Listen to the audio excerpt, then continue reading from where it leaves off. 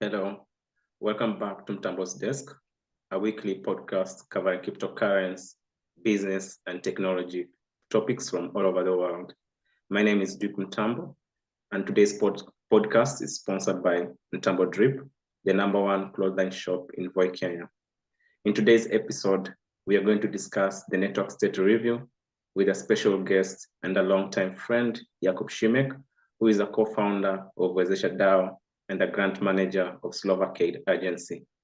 First of all, if you're enjoying listening to Mtambo's Desk podcast, please subscribe, follow, and give a rating stroke review from wherever you are listening to this podcast. Also, don't forget to subscribe to Mtambo Desk YouTube channel, like, comment, and turn on the notification bell for more videos. Well, let's get started. Hi, Jakub. How are you doing? Hi, Duke. I'm fine.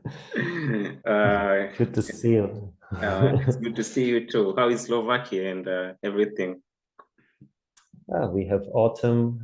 It's nice autumn. We have some turbulent period politically. But so far so good over here. Okay. Oh, that's nice. Okay. I saw that you wrote an article on the network state review by Balaji.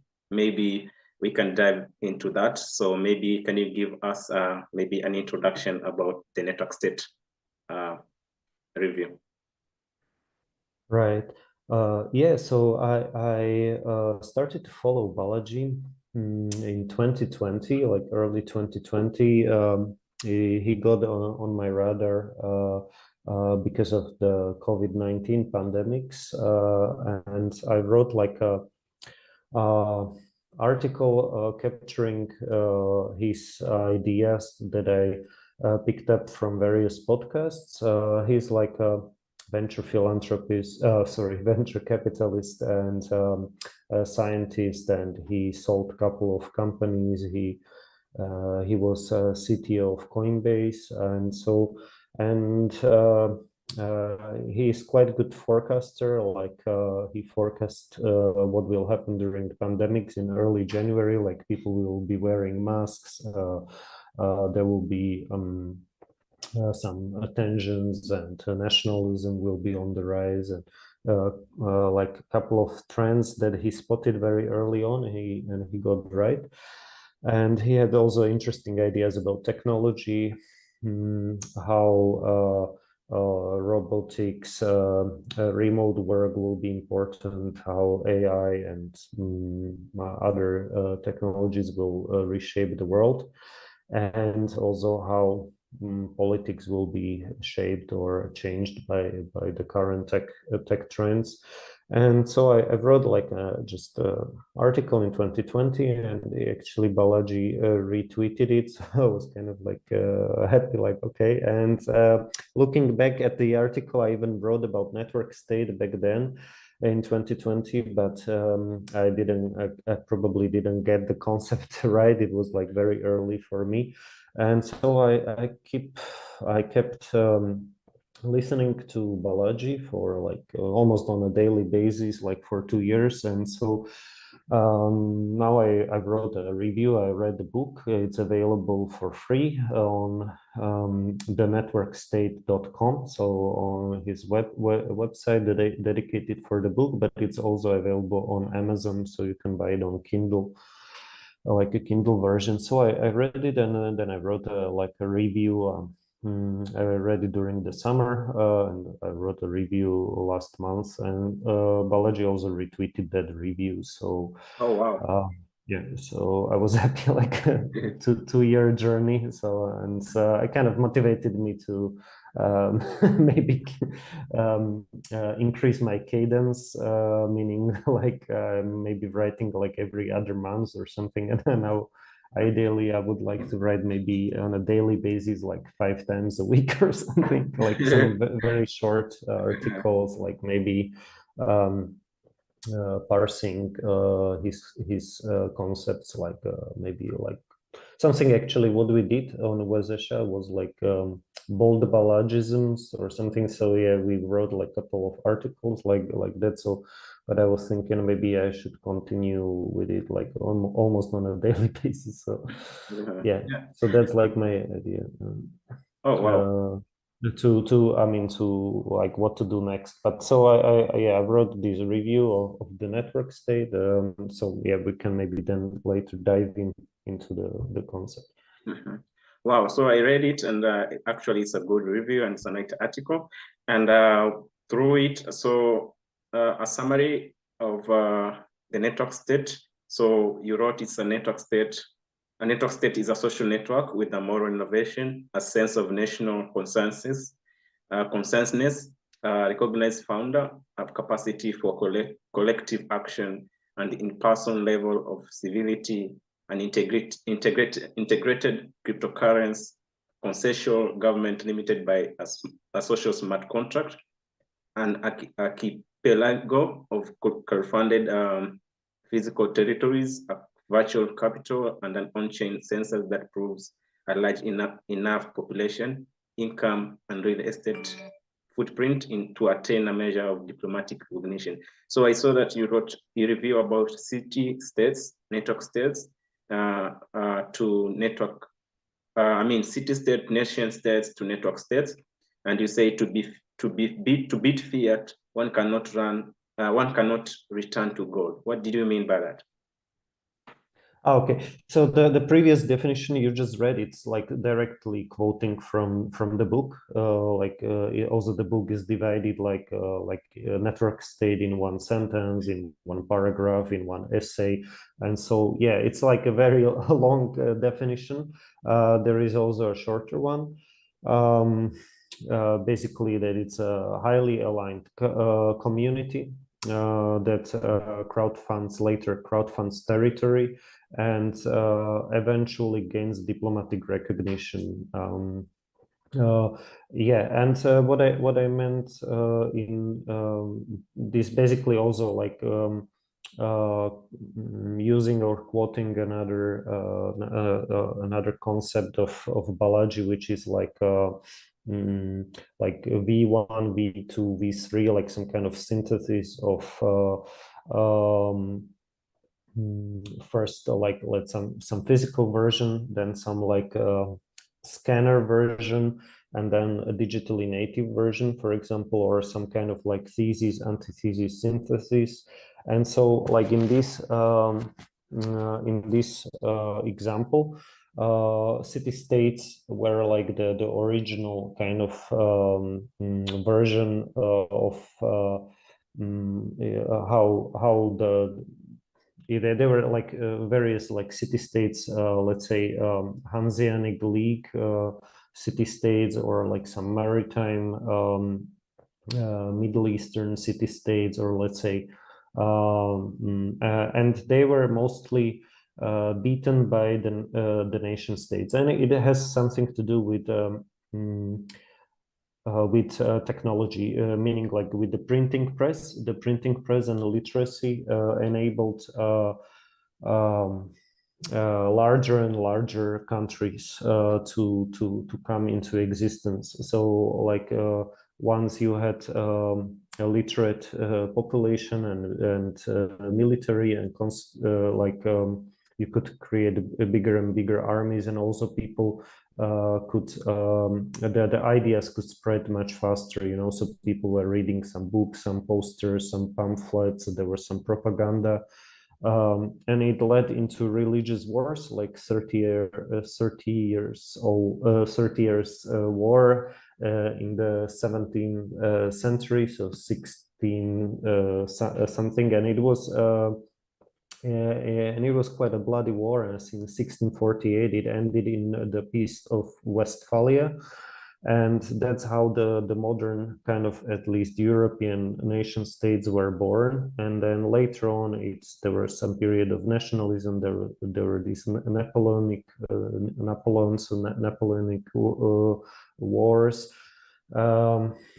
And Napoleon had that's another influence on me, like this philosopher called Alexander Bard. So he talks quite a lot about how Napoleon had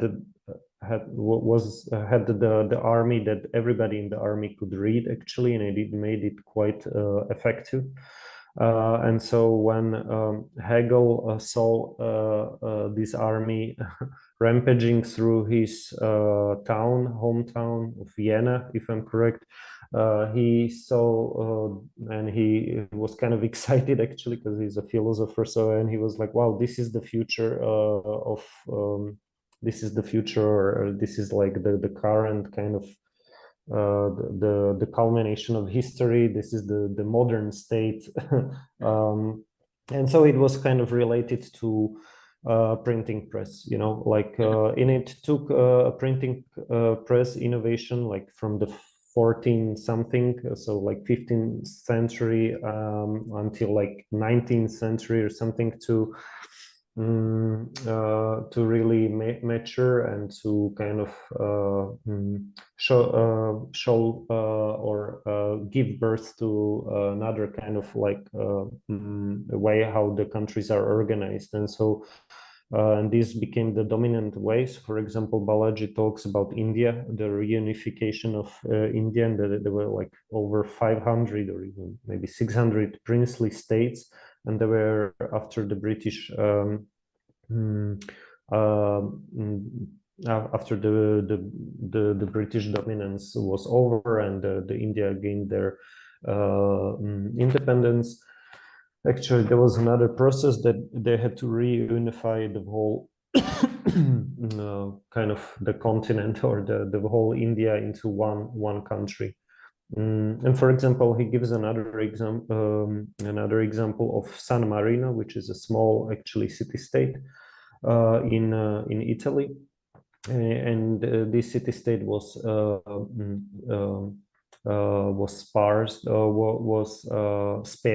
spared of this reunification of Italy after because they gave refuge to Garibaldi. So it was like it's well, okay, there are a couple of these city-states still left, you know, like Singapore is a very successful city-state, Dubai is a successful city-state, but the question you asked was like, okay, can we or what I wrote there in this essay, this review was like, can we get back actually to the city-states? It's something similar. It's the same question. Can we get back to the gold as a like golden standard, gold standard or something? And the answer like given by Balaji is like, okay, not really, because it was defeated by the V2. So like the gold or the city-state is just like a V1 of the like version 1, you know, that was defeated by the version 2, which was like the fiat in like gold versus fiat, right? And in case of city-states, it was the second version was these nation states. They were the unified large populations. For example, French, you know, or the France was it was like many cities, many regions, and many dialects, and they got all reunified into French speakers, and there were no French speakers in the whole territory. You know, they had different dialects, and the same was in Italy, and so it's like a similar process. Yeah. Okay. India is a bit different, yeah, because it's large, so it's like a civilization state. That there are many languages there, but still it was unified into one big entity. Yeah. Okay. So also I saw that you review on another model used by Balaji, which is on physical version to scan a stage and then digital native. And according to Balaji, it distinguishes to distinguish a scanner version of digitizing product from a purely digital native to digital native one. So and what did you mean also when you reviewed this model? Yeah, so it's kind of similar, like, so the scanner version is like, let's say, it's like an intermediate step in digitization. So, for example, you turn a book into a scanned version, so you put it online in a PDF, but it existed first in a physical version. So it's like, let's say, like this print the not the printer, but like, okay, so you have like the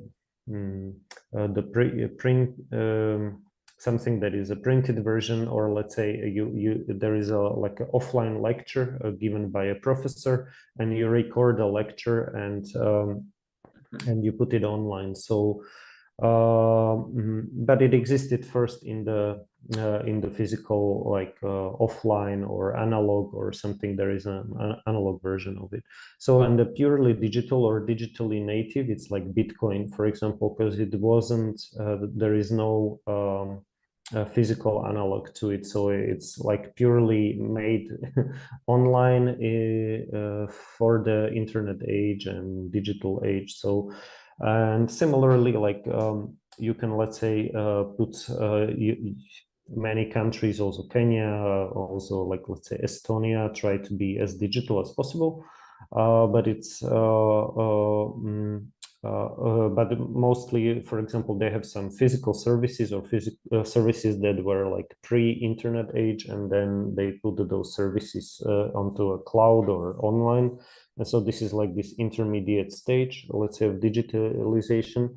But then internet and the digital age provides also opportunities to create like purely digitally native solutions to things. So, and Balaji says like some of these have not been invented yet, like what could be the digitally native version of education, for example. And with his network state, he tries to answer the question, what could be a digitally native way of country building or community building, state building? Because yeah, I mean, this idea of like the network state is like just the final version. Let's say something like a Vatican, or there is like a Knights of Malta. For example, they have also diplomatic recognition. So it's like some kind of order of knights from Malta or Vatican, but there are quite a few there are just a few of these kind of examples now. But he also he gives other examples, like, for example, some companies, big corporations making deals with like smaller countries, let's say for the TV domain or for the CO domain. Like we have vezesha.co, so it's like for, a deal with Colombia or something.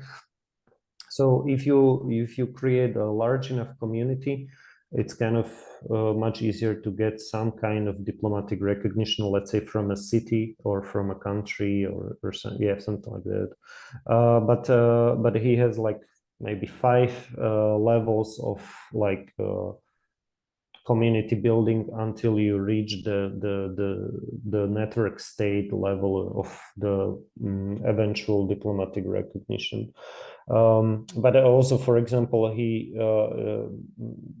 I guess he envisions, like, let's say there will be like 1,000 startup societies. So that's like the first level that we can create right now from our laptop, because it's just like in our head and in our laptop or something.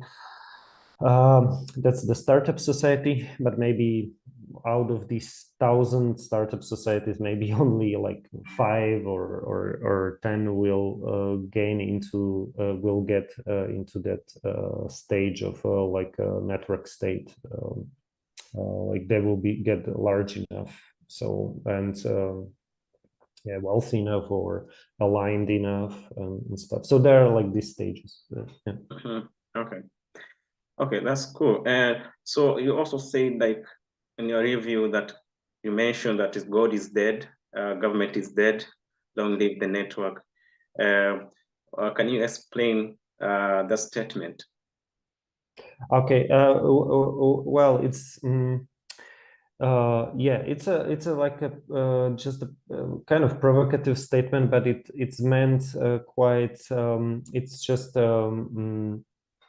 Nietzsche proclaimed like God is dead, and what he meant precisely with it wasn't that God died or that people stopped believing in God, but like in his time, he observed that the elites of, let's say, of his country uh, stopped believing in God, and they started to believe in Gov instead, so in the government. So, for example, before they were like truly God-fearing men and women, but like God-fearing men in a way that you wouldn't steal because you believe in eternal punishment and in afterlife, and that you would be like struck by God or something, so you don't steal, you know. And then later on, the people outsourced this into government, so like you wouldn't steal because government would send like some smart detectives after you and they would find you, you know. So if you watch like these detective movies, I like them a lot, but usually you have some like smart rational detectives that will get you, so therefore you don't commit crimes or something. And so, but what Balaji observes here is similar to Nietzsche, so is like that elites already, they kind of start, it's like a slow process, you know. It's not like everybody, but people start to kind of doubt the governments. For example, the Western governments, he makes quite a clear distinction that this is not universal. Like, for example, it doesn't apply to China and doesn't need to apply to other countries, but he talks specifically about Western governments that are, according to him, kind of declining. Like, so the trust in the government is declining, and the elites see that the government cannot perform as it used to. Let's I don't know, like at least in the U.S. government, for example, put a man on a moon, you know, in the 60s, late 60s, but now it can't solve some like simple infrastructure problems or deliver vaccines fast enough. And this is even more problem for, let's say, in the European Union. Our vaccines were quite we got them quite late compared to the US or the UK. And so this is just like the observation. For example, Elon Musk, he's able to deliver provide Starlink to Ukraine like in 2 days, you know, like in a couple of hours, he's able to provide it to Ukraine and then deliver also the physical stations like in 2 days. Of course, also with support of some logistics of some government or something. But this is not like meant provocatively, you know, like God is dead, government is dead, now long live the network, meaning like only network is viable or something. But like now we are entering into an age where the elites believe in networks. So for example, you don't steal because the network doesn't let you. So it's not only the government or God, but it's for example, in terms of cryptocurrency, you don't have the private key, so you don't the network doesn't let you to steal other people money, let's say, because you don't have private keys. But also the network in terms of social network, for example, because you are fearing cancellation online, so you don't do some things, or you don't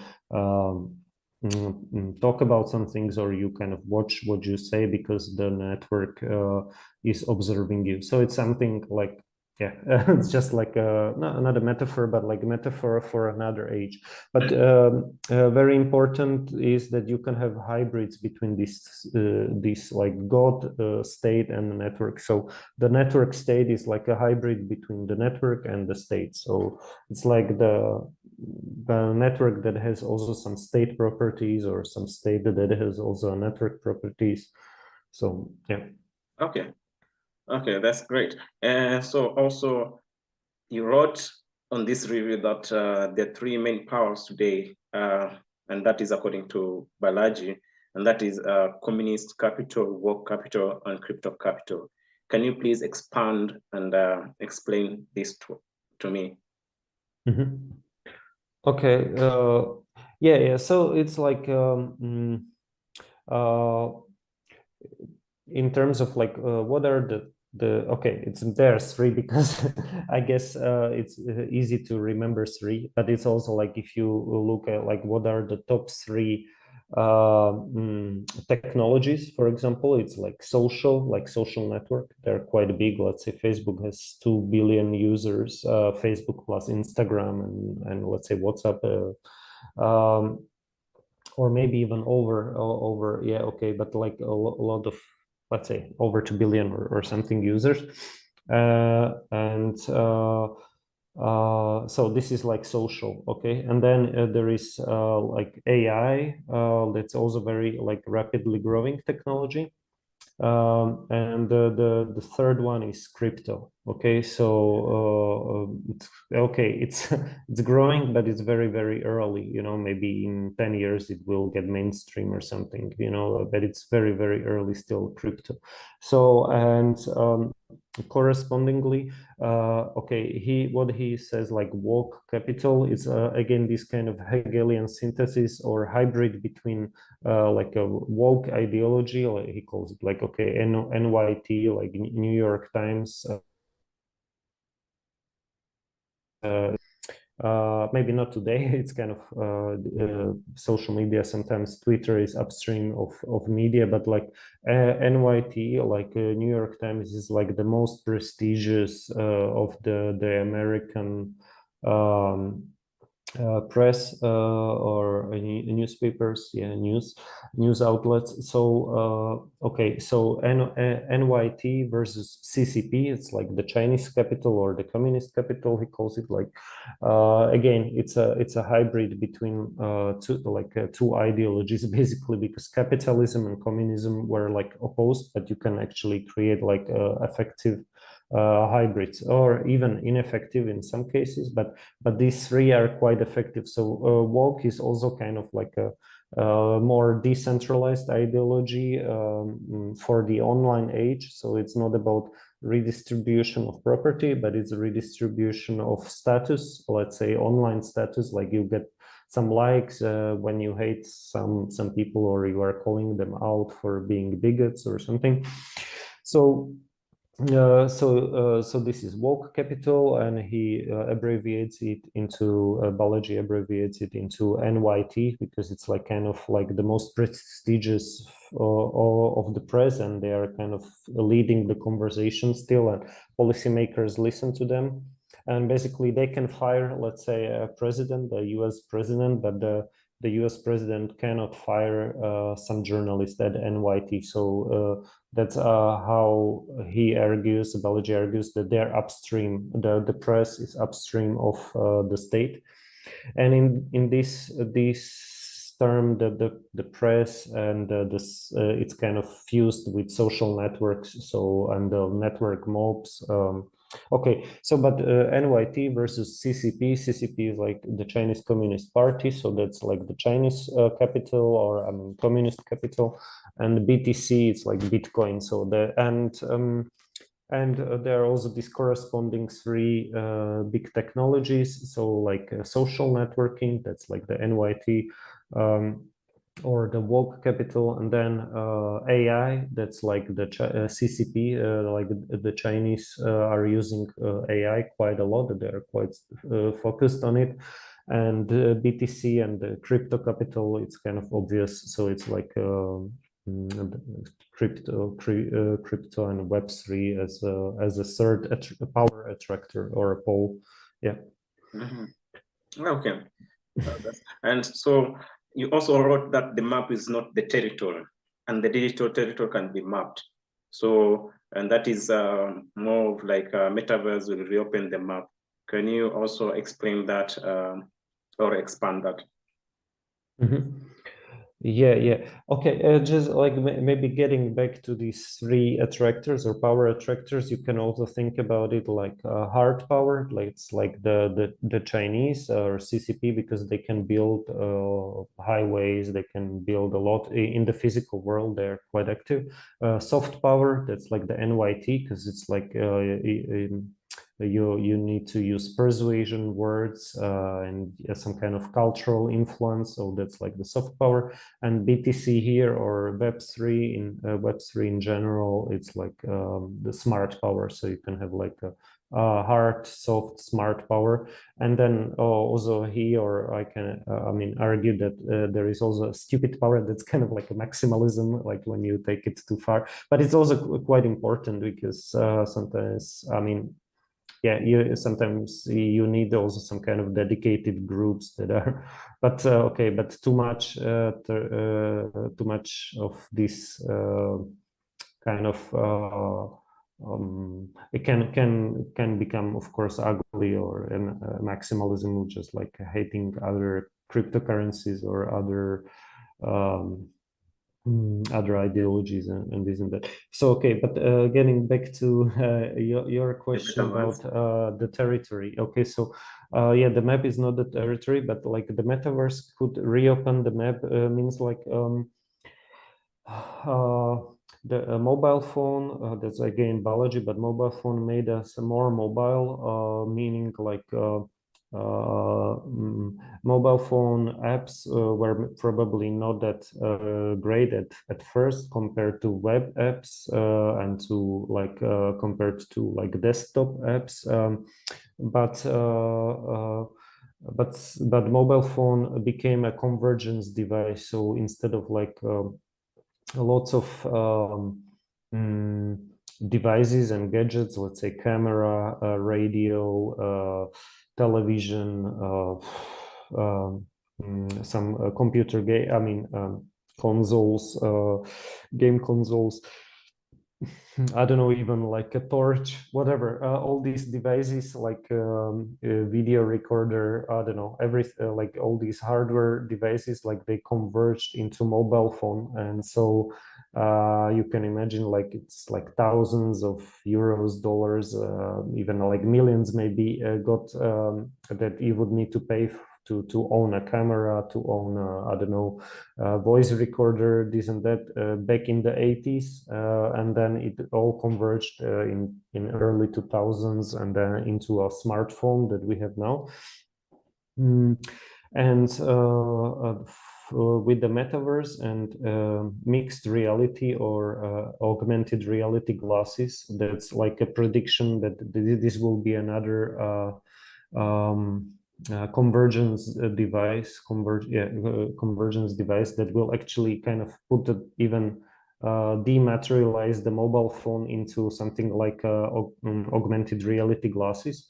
And once you have them, then this could reopen the map again, also with the metaphor, but it could reopen the frontier, you know, so you can start building in VR, like in virtual reality.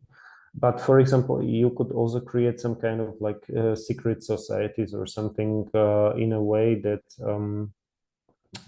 that with augmented reality glasses, you would see, so for example, you could see like members of your community or something like because in augmented reality, but other people will not see them, you know. Or let's say if there is some kind of building that is unmarked, but you could see like some kind of sigil or some kind of sign in our augmented reality, like, okay, this is this is like part of our community, this building, or this guy is part of our community, you know.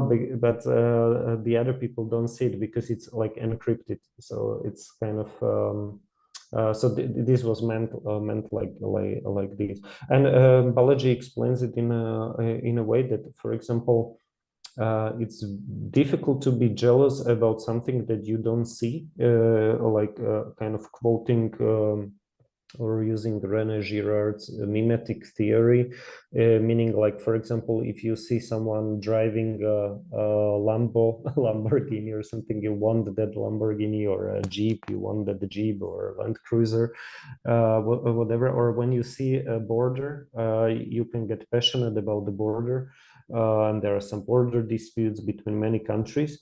But what if you can't see the border? You can't get really passionate about it, something that you don't see. And Balaji uses this example of what is the border between Twitter and Facebook? You can't see the border between Twitter and Facebook. And he says, like, okay, mathematically, the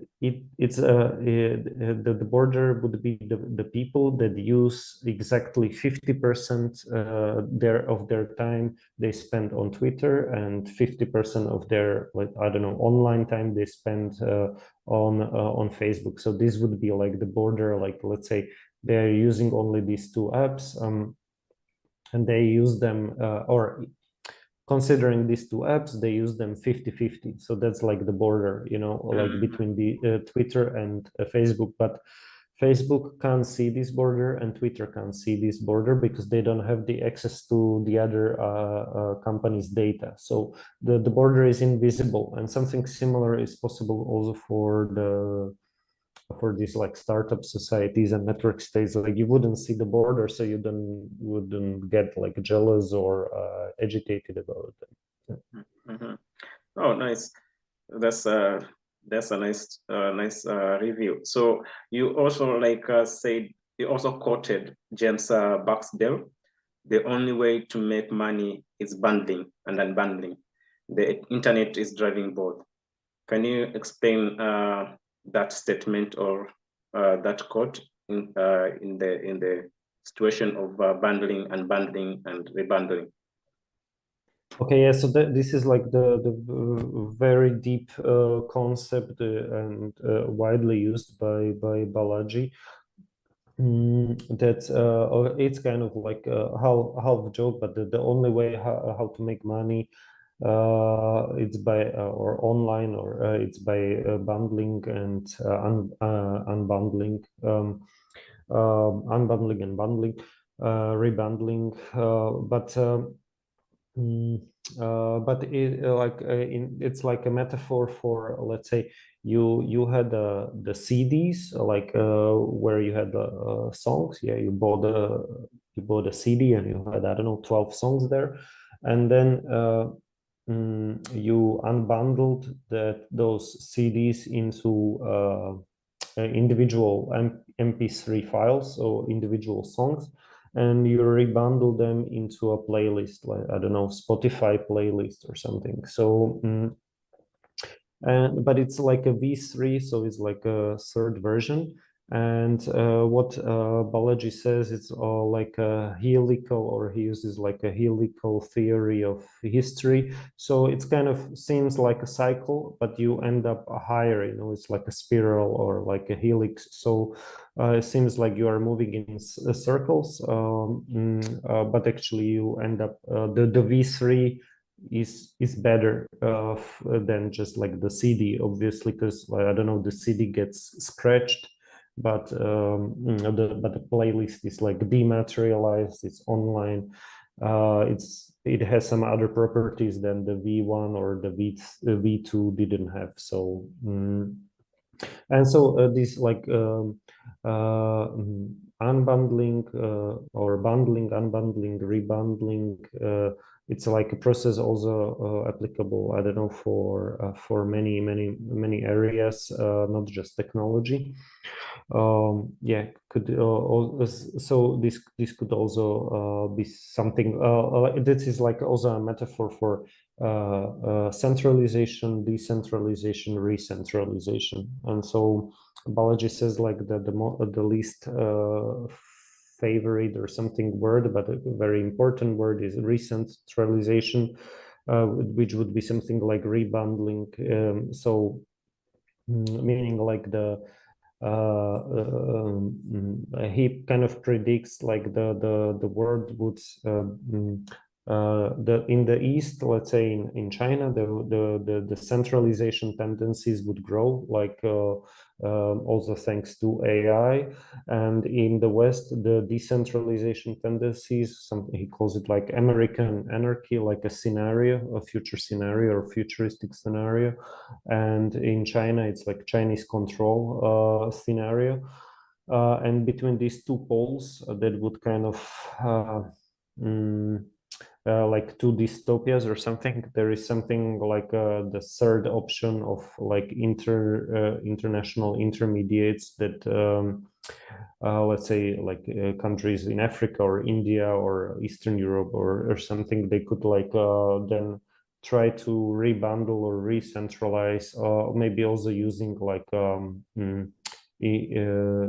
international protocols like Web3 protocols, so it would not be just like the American order or Chinese order, but it would be like, again, like some international cooperation, commerce, doing business, but rebundling into like using or taking the best from the West and also the East, and rebundling it into, I don't know, some new remixes of useful ideas and protocols and ways how to operate. So yeah, just basically maybe using Ethereum, Solana, or other chains and smart contracts to replace legacy code and institutions. So yeah. Okay. You also mentioned about borders, backlinks, and behavior, and you say that borders in abstract are semi-permeable membranes, and also you say like behaviors will be very important because they're distinct from the proclaimed value. What did you mean by that? Okay, right. Okay, so well, this is actually me and not the Balaji. So I'm just like kind of using his now in this review, that was like kind of, I was just like speculating or brainstorming about like what could be like not some dystopian or utopian way how to build communities. Maybe there is a third word called protopian, so it's like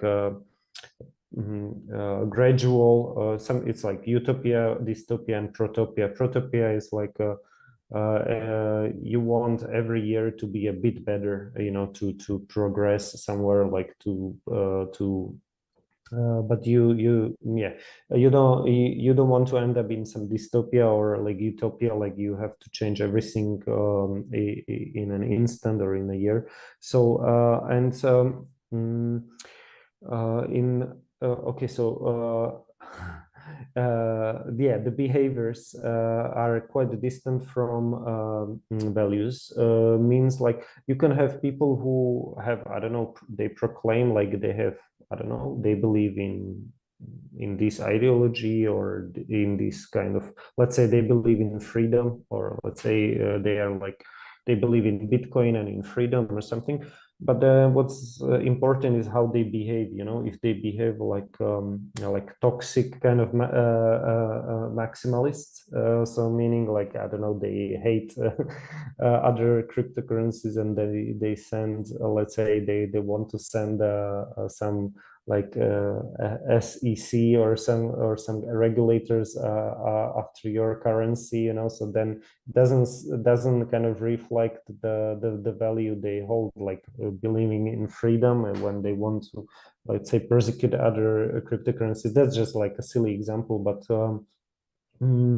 so the behavior is important, and basically what you could measure thanks to also, because like these network states are possible thanks to, let's say, Web3 and Bitcoin as the original first cryptocurrency, and let's say as a proof point, like that El Salvador and Central African Republic, they accepted Bitcoin as legal tender.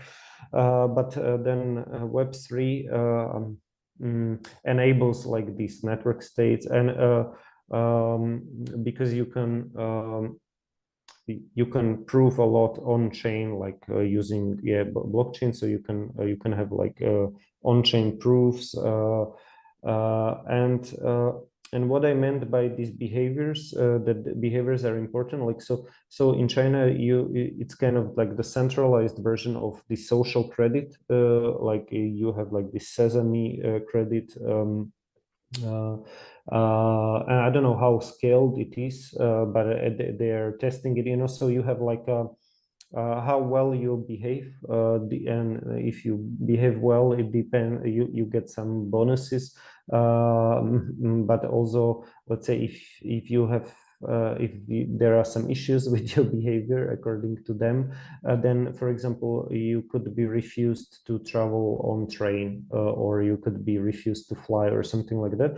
But you could think about like a less dystopian version of this, which is like opt-in. So because these network states and they're just, and the levels below them, like startup societies and network unions, network archipelagos, you could be member of many of these, and they could have their own rules, and the rules are like it's like social smart contract or something. So you have some kind of rules, and if you obey, let's say, if you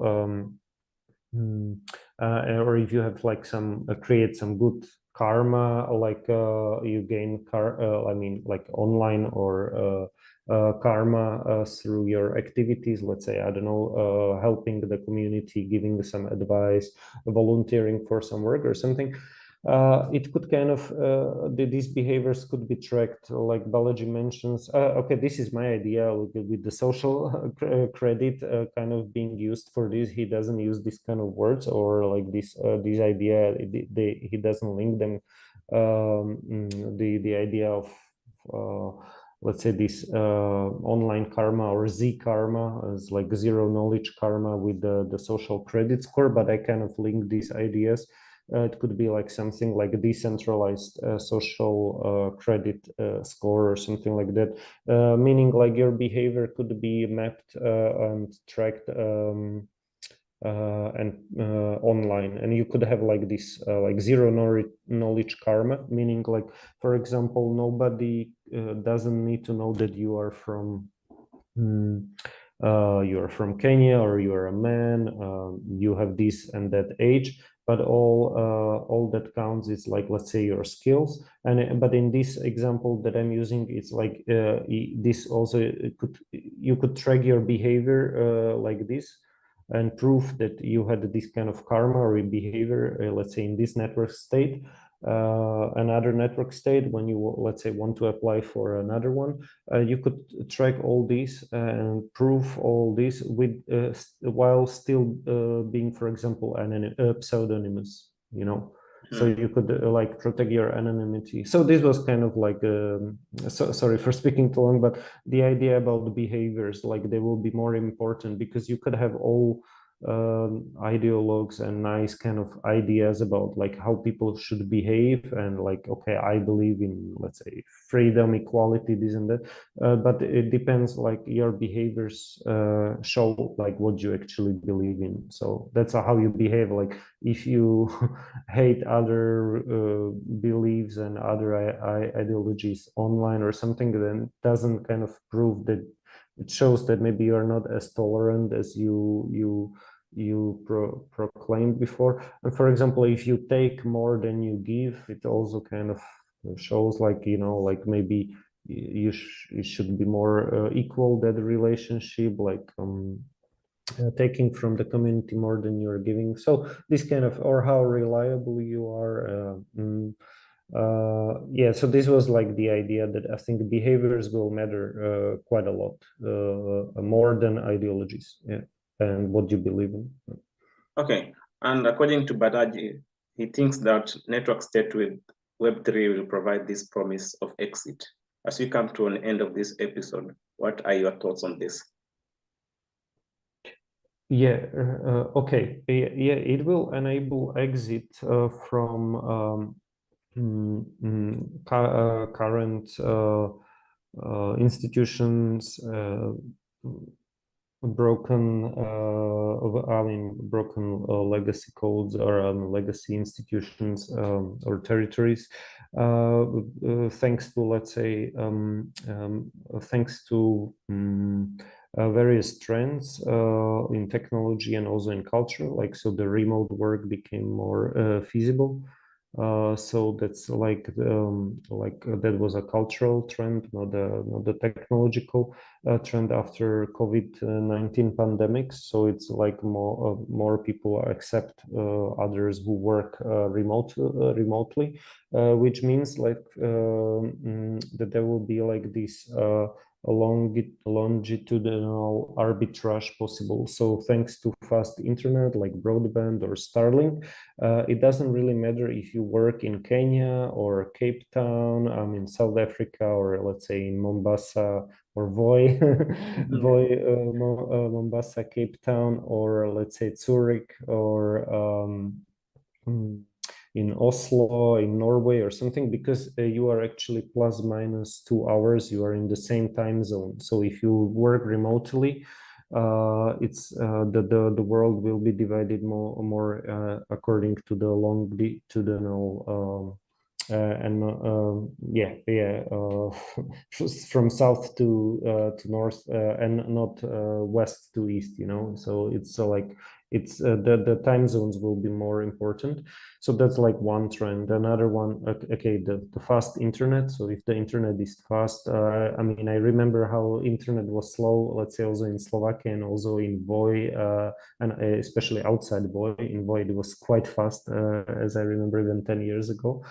Or 12 years ago, but it's becoming faster and faster, and technologies like Zoom and other so this is like so the exit to the cloud is more and more feasible. Metaverse and Web3, it's still very early, you know, and these AR glasses are non-existent still. But it's like another convergence device. And so, and exit will enable more competition, also between not just countries, but also counties, cities. Let's say this is like what we see in the US, like the tech founders and engineers, software engineers, and other people from San Francisco are kind of leaving for Miami, because Miami is now more pro-business and more cool, and is welcoming startups. So this is like this. Let's say this is just an example of competition between two cities within the U.S. But these trends will grow, and they will grow. The competition will suddenly be not just, let's say, between Bratislava and Vienna, but it could be between Bratislava, Vienna, and Voi, you know. So because of fast internet, and so the exits are more viable. Let's say someone from Vienna could move to Voi and be still working for Austrian or French or whatever company. So now the city of Vienna or Bratislava or something needs to think twice if they want to attract or repulse entrepreneurs and talent, or how they want to behave towards their citizens or inhabitants. So that's basically the idea behind the exit is it's more viable now. Okay. Yeah.